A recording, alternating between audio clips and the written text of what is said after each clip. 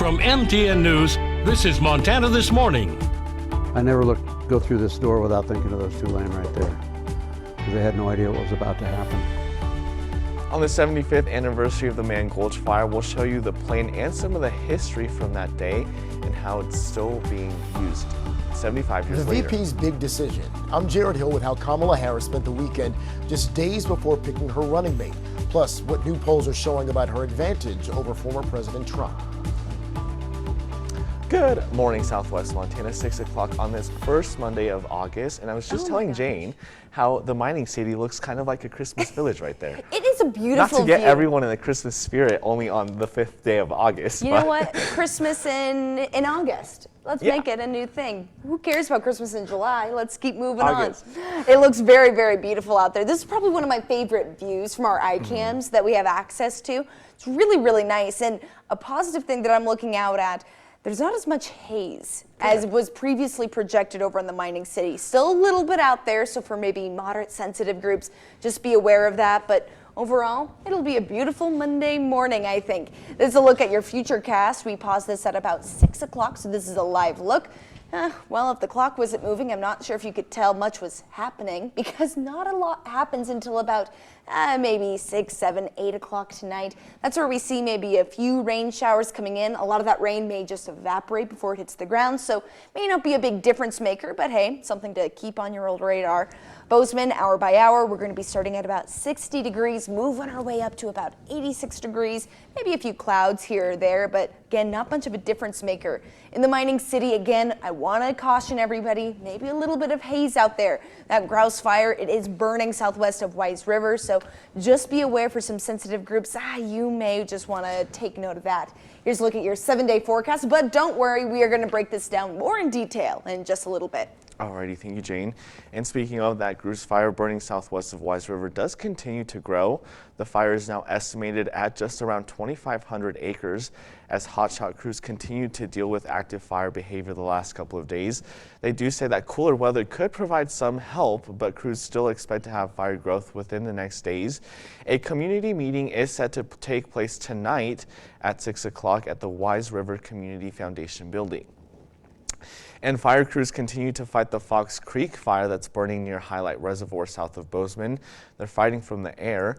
As you can see here, crews are using water from Highlight to dump on the fire, which is currently estimated at around 3 acres. Crews do believe that the fire was started because of lightning on Friday. And it's been 75 years since the deadly Mann Gulch fire in the gates of the mountains wilderness. Back in early August of 1949, after about 2 weeks of temperatures in the 90s, a storm system moved through the area that produced a lot of rain and lightning. And when Canyon Ferry Ranger District Manager Bob Jansen finally spotted the fire from the air, it was about less than 10 acres, but by the time it was all over, it burned thousands of acres and claimed 13 lives. This morning, our MTN's Tim McGonigal has more from the historical experts. This is the investigation. Dave Turner is a retired National Forest Service employee. He's also a preeminent historian when it comes to the 1949 Mann Gulch fire.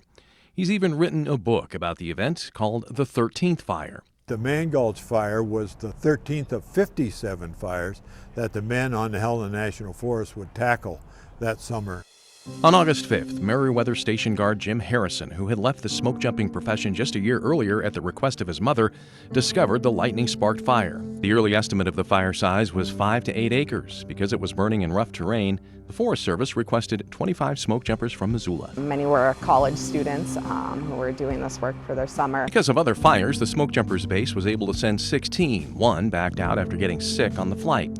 The crew included Supervisor Wagner Wag Dodge, a nearly 10-year smoke-jumping veteran. Dodge assessed the fire as too aggressive to attack head-on. He instructed the crew to go down the river and begin building a fire line. When Dodge came up on a ridge, Turner says he was likely shocked at what he saw. He sees that the fire has kicked firebrands off the fire on the ridge, and they've landed in the bottom of the gulch where there's a lot of grass, a lot of brush, and that's on fire. The fire was directly below. Dodge ordered the crew to head back uphill to a ridgetop, but the scree slopes they had to cross were treacherous. Rocks in there are the size of Volkswagens down to bricks. and there's no trails whatsoever. No longer in a line, Dodge asked Bill Hellman, his second in command, to order the crew to drop their heavy equipment in hopes of moving quicker against the rapidly advancing flames. Then, Dodge did something unconventional. And without a word to anyone, he leans down and with a book of paper matches starts tossing matches into the grass. He lit what is, by many accounts, considered the first escape fire in firefighting history. He unsuccessfully encouraged others to join him in the escape fire. The guys who are nearest to him think, this guy's nuts. We don't know if they simply didn't hear, they didn't understand what he was doing because that wasn't part of their training at that point in time. It was a technique employed by Native Americans years earlier. Two men, Bob Selly and Walt Rumsey, were able to stay ahead of the fire and scramble to safety. Bill Hellman also made it to the ridge, but got caught from behind by the fire. And while he's burned over 80% of his body, he still managed to struggle another 200 yards down that slope and rescue Gulch before he collapses. Hellman and another badly burned firefighter, Joe Sylvia, would eventually be carried to safety. The rest of the guys are caught in a matter of seconds. Later that fall, investigators estimated the fire burned through that grass at 600 to 700 feet per minute, with flames as high as 30 feet. A fire of that magnitude typically consumes the oxygen in front of it. And so as it would come up on these guys, all of a sudden, they'd have no breath. Despite optimism, Hellman and Sylvia would later die at St. John's Hospital in Helena. The fire burned until August 10th.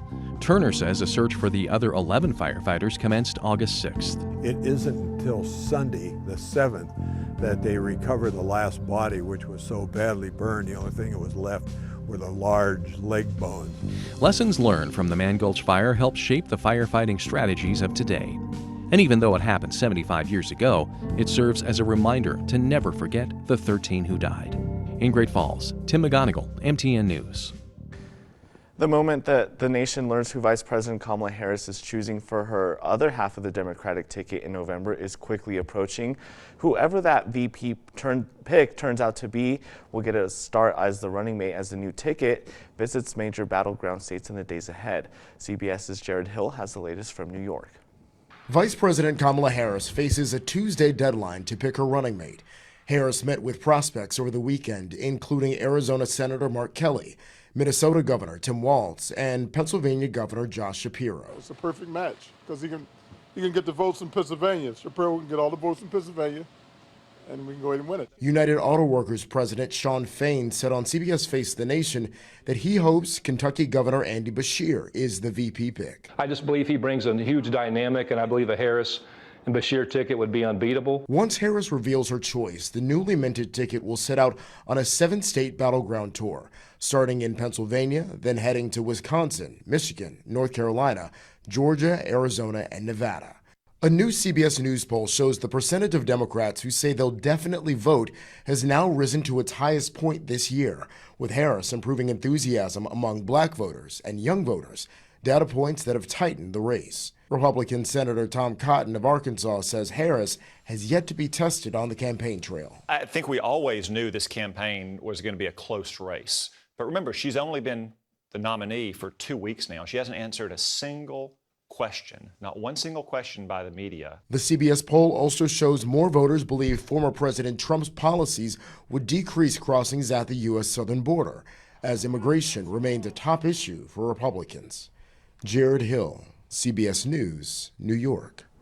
And Kamala Harris has a 1-point edge nationally in the CBS poll, which stands as a stark contrast to President Biden's number, as he was down 5 points nationally when he exited the race. And back a little closer to home, the heat does remain on high, with temperatures still hovering around the 90-degree mark.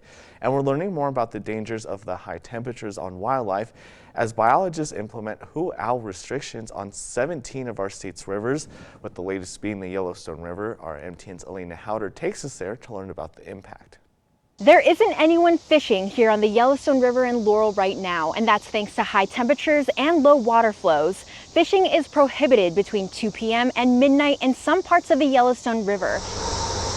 It was hard to stay away from the Yellowstone River this Sunday. Today was a nice day to get out early. That's why Scott Dupree and Greg Strozzi drove out early to fish at Riverside Park in Laurel. The fishing was good today, but the catching was terrible. All jokes aside, that might not be Greg's fault. 17 rivers in Montana, including the Yellowstone River, are under hoot owl restrictions. I think it's a good thing. Which means fishing is prohibited from 2 p.m. and midnight, and that's because of low river flows and the heat. It's been a long time since I've seen such a hot, dry July with plus 100-degree temp days, you know. According to Montana Fish, Wildlife, and Parks, these restrictions are in place to protect the fish in our rivers. It's stress on them, and you release them back into a warm water, and it stresses them out even more. Water temperatures of 77 degrees or more can be lethal to trout. You catch fish in the afternoon when it's closed. There's not enough oxygen in the water, and most of them belly up and die. So yeah, I'm all for it. It's a rule both Scott and Greg will gladly follow. If you favor wildlife in any sort, that fish are wildlife, and they are something that we need to protect. Even if it means they have to wake up a little earlier to go fishing. You get up and be here at the crack of dawn this time of year, because if you don't. In Laurel, Alina Howder, Yeah. MTN News. From the Silver Screen to the Montana State Fair, the Tomoski Mule Hitch is in Great Falls for the week, as one of the largest traveling hitch in Montana is up with an 8-up hitch. The Tomoski Mules are some of the best around. Our MTN's Anisha Cooner has the story. There's a lot to see at the Montana State Fair this week, but don't miss out on a trip to the Mule Barn to catch a glimpse of Tomaski's mules. Come on. Howard. Bob and Deb Tomaski have been coming to the State Fair in Great Falls for 25 years. In the early 90s, Bob used his background in team roping to train mules for working and to ride, eventually taking them to compete in shows and growing his hitch. They're very versatile, you know, except for speed. They can do just about anything what a horse can do, and with a better personality, I think. So that's kind of why we like them. They're just kind of fun to be around. Today, Bob and his wife Deb have 11 mules and demonstrates an 8-up hitch all over the region for parades, shows, competitions, and even films. Tomaski's mules were notably featured in the 2022 film Butcher's Crossing. Bob Tomaski explains a sense of accomplishment when his mules cope well in busy environments like the fair and on film sets. There's a lot of strange stuff here, and they just cope with it, and like the movies, crazy things that they do want done with them, and they cope with it. So yeah, that does make me feel good that, you know, like maybe I didn't do all that bad a job of breaking them. Deb Tomaski says her favorite part about traveling with the mules is the people she gets to meet, especially when families come in never having seen a mule before. We start explaining what the combination is and how they became a mule, and you just see the light just come on and how excited they were to actually see something and learn something new. For more on Tomaski's mules, check out our website. I'm Anissa Coomer, MTN News.